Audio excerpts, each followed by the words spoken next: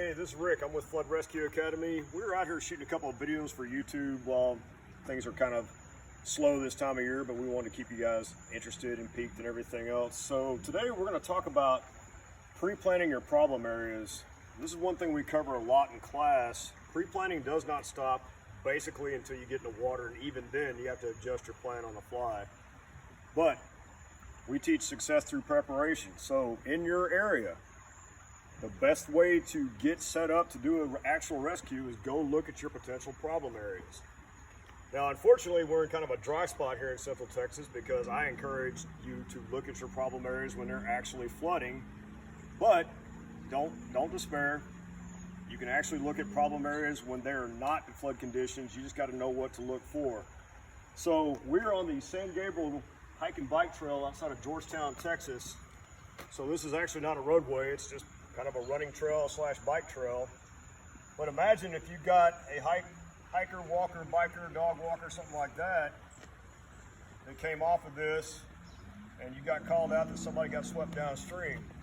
So let's look at this from a flood standpoint. First off, how high can the water get? Well, when I first got here, I got to looking around and I've got a pretty good clue. Might be a little bit hard to see, but if you look at it, there's a little bit of debris up here in this tree. So we know for a fact the water gets at least that high, which is going to cover the roadway probably 3 feet in depth. Now, so the water's going to be flowing this way, obviously coming from that way. So first things first, if we try to access this victim from upstream, we've got one major obstacle in our way right here, which you can clearly see. That's a low-head dam. Low-head dams create hydraulics. Hydraulics we want no part of. So we're going to have to access from downstream of that low-head dam, which cuts off a lot of our area up there.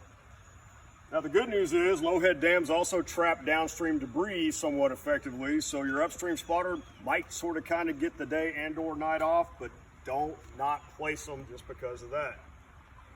So we look downstream, you'll notice the waterway goes down there and does a bit of a curve. Both sides of the waterway, brush covered and everything else. So when we're looking at where to place our downstream spotters, we don't have a lot of advantageous positions here. So keep that in mind. We like nice, wide open spaces for our downstream spotters. And don't forget, when you send your downstream spotters down there, take a lot of throw bags with you. So if you look at it downstream, you got a little bit of cliff edge right here, which is great for keeping your people out of water. But most of the brush is on that side. So something to keep in mind when you're putting your downstream guys. This side is lower, which means the water is going to probably up and spread around, especially if you look at just to the left of this low head here, which is actually going to be on river right. There's a lot of flow coming around that dam, which is going to keep coming out this direction. So right now, theoretically, I'm standing on dry land as it is right now. But in a flood situation, based on the water height, my upstream spotters may be 25, 35 yards back based on water flow from where I'm standing right now. So things you got to look at. The other things you want to do is when you're looking at a problem area for placing downstream spotters, don't just go out and look at something in flood conditions, take photos, take notes, everything else. Obviously do that, but when you're looking at spots to place your downstream spotters, take a throw bag with you. Find out if you've got the range, throw that bag out there. Now don't just let go and let it float down the river. That's not going to work out the way you plan when you go back and talk to your chief about, hey, I lost the throw bag doing planning. But see if you're going to have the range where the flow is going to go. Okay? Look for places where the water is going to bring the victim to you versus the water flow is going to take it opposite from where you're at. So always keep that in mind. So when you go do planning, take a throw bag. The other thing is, when you're looking at setting up more complex systems, like say a tension diagonal, or you're going to put a line on a boat and do a 2-to-1 drop with a boat on a rope system, you have to know if your rope's going to reach. Okay? Throw bagging is one thing. Setting up something just to see if the rope's going to reach, Okay, there's an easy way around that. Get yourself a rangefinder, one of those little laser rangefinders, and start calculating your distances from shore to shore, and then start looking at your anchor points. Okay, keep in mind, if you look at a lot of these trees right here, they look rock solid, but in moving water, your anchor points are going to be undergoing erosion in some form or fashion.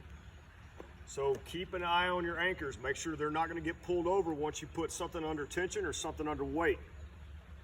Lastly, if you don't have good access to launch a boat, you might have to put in further upstream, but we can't here because we got a low head. You're not going to put a boat over a low head.